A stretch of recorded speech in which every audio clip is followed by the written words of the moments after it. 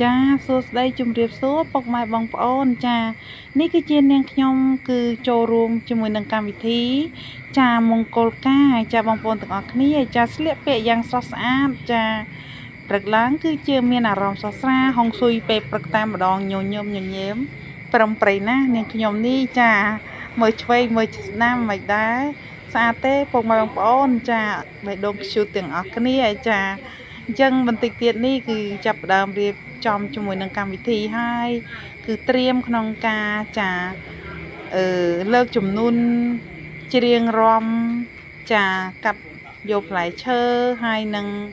ចាពិធីបន្តទៀតអញ្ចឹងណាចាឥឡូវកំពុងលើកចំនួនហើយក៏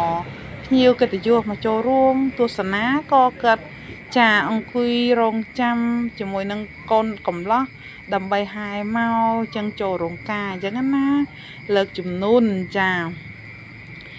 ចឹងនេះលើកចំនួនគឺអ្នកលើកហ្នឹងគឺមកអង្គុយកៅអីចាំរួចអស់ហើយចាដោយថាអ្នកស្រុកខ្ញុំឥឡូវគឺគេធ្វើកាត់អស់ហើយចឹងណាពុកម៉ែបងប្អូនចានឹងដង្ហែខាងប្រុសមកអញ្ចឹងណាហើយក៏បន្តិចទៀតហ្នឹងនឹងរឹមកាត់ផ្លែឈើនេះញើកិត្តិយសចាកំពុងអង្គុយចាំចាដើម្បីកាត់ផ្លែឈើនេះគឺជានាងខ្ញុំចានេះខ្ញុំក៏ថតឆ្វេងឆ្វាយចាហើយក៏ព្រឹកឡើងត្រជាក់ជុំហើយក៏មុខស្រស់ស្រាយប្រំប្រៃចាតែងខ្លួនแบบខ្ជូតចាដូចភីងដោយព្រះនាងអញ្ចឹងណាចាតែថាដូចព្រះនាងលើកតកខ្លួនឯងតិចទៅចាហើយបន្ទាប់មកអ្នកចាចៅមហាអ្នកភ្លេងចាស្គរដៃចាភ្លេងខ្មែរយើងគឺចាប់ផ្ដើមរំច្រៀងរែងយ៉ាងសប្បាយដើម្បីកាត់ផ្លែឈើឆ្វេងស្ដាំហើយយកទៅជូនមេបាខាងប្រុសហើយនិងមេបាខាងស្រីចាជាមួយនឹងផ្លែឈើចាអញ្ចឹងឥឡូវគឺចាប់ផ្ដើមរំហើយច្រៀងហើយចាតែខ្ញុំអត់បានដាក់ចម្រៀងផ្ទាល់ទេខ្ញុំចូលជាសំឡេងខ្លួនឯងតែម្ដងចាដោយសារតែវីដេអូចានេះគឺជូនបងប្អូនទស្សនាលក្ខណៈថា original អញ្ចឹងណាអញ្ចឹងបញ្ចូលសំឡេងខ្ញុំទៅពុកម៉ែបងប្អូនចាហើយក៏ចាប់ផ្ដើមរំកាត់ផ្លែឈើឆ្វេងស្ដាំហើយពុកម៉ែបងប្អូនចា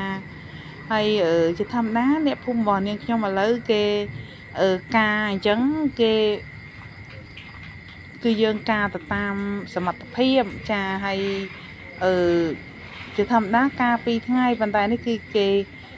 ការតែមួយថ្ងៃទេរហូតដល់